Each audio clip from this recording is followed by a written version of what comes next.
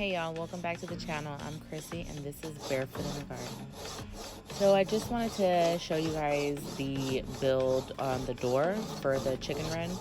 I didn't feel like dragging any heavy material to the back.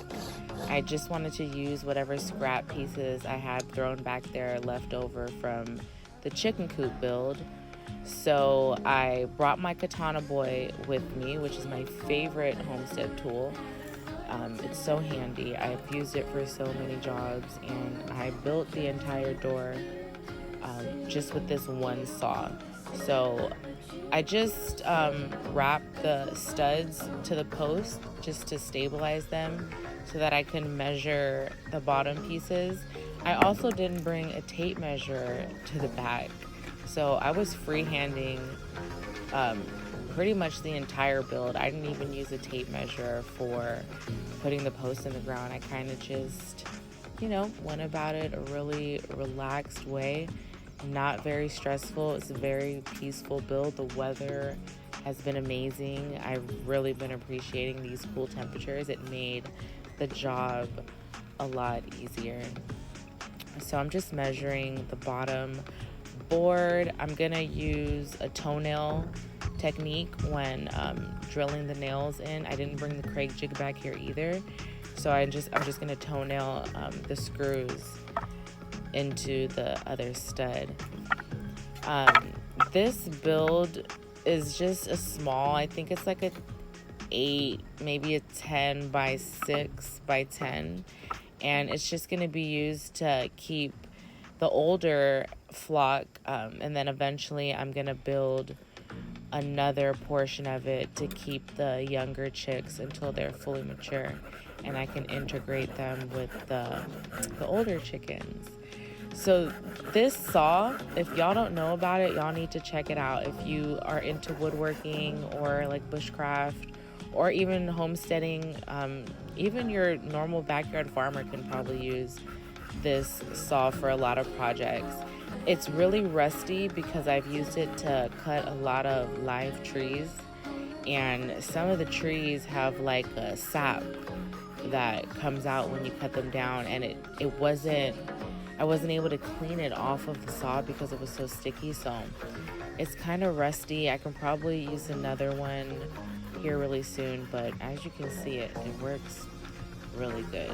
So I'm just gonna leave you guys to watch the rest of this footage, and then I'll come back in a little bit and I'll show you the semi end result.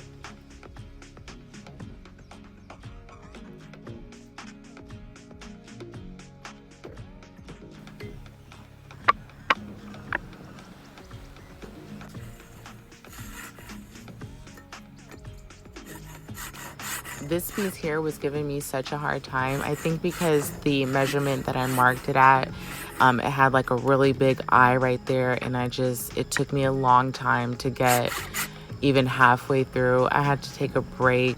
That saw will give you a really good workout. So I took me a little break, then I was back at it. This is where I'm gonna stop today. I was able to wrap the bottom all the way around. I bent the wire down here so that when the critters go to scratch, they'll run into the wire. They won't be able to crawl underneath. I'm gonna stake that down too, all the way around with those garden staples. Hammer them into the ground so they can chill down there. It's a shaded area for them. They've already been digging their holes. They actually really like it under there. I faced it with some pressure treated studs. I still have to fill in these gaps here with some more gauged wiring, but I was able to wire it all the way through. I still need a handle and a lock for the gate, and it's a little off-centered. You can see the gap there. So I'm probably just gonna get another 2x or maybe a 1x4 or 1x3 and just face it on the front of that just so that gap doesn't show. And then I'm gonna eventually finish wrapping the entire thing with studs. I have to frame in the top, and then we'll run wire all across the top to keep the raccoons and stuff out. I thought this tree was gonna come back to life, but she's still pretty dead. This tree is alive, but this tree here that's in the coop is dead. And I purposely put this run around the tree because it would give the coop really good shade, and I wasn't gonna have to shelter the top in, but I might have to add like a little piece of shelter up here just to give them some extra shade for in the summertime, because this tree doesn't look like it's coming back. But so far so good. I'm liking the way that it's coming out. Let me scoot back. Most of this wood was salvaged. That's why you can see like some decaying parts there, but it's still pretty solid, still in really good shape. I can't wait to get the windows cut out on the front of the coop. Put the chicken wire in the windows. It's going to be really cute. Throw a coat of paint on there. I'm not too sure what color paint I want to do yet, but I've been brainstorming maybe something pastel. I don't know. It's going to be really cute. The sliding doors are starting to rust a little bit, but I don't mind. It looks pretty rustic.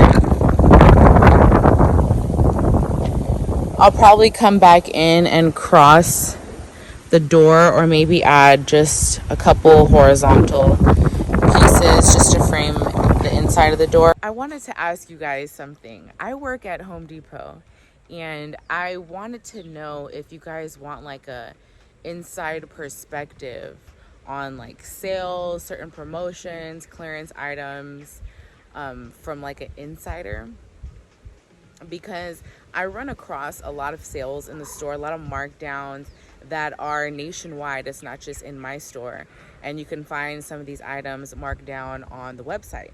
So I always wondered, like, dang, would anybody be interested in hearing that?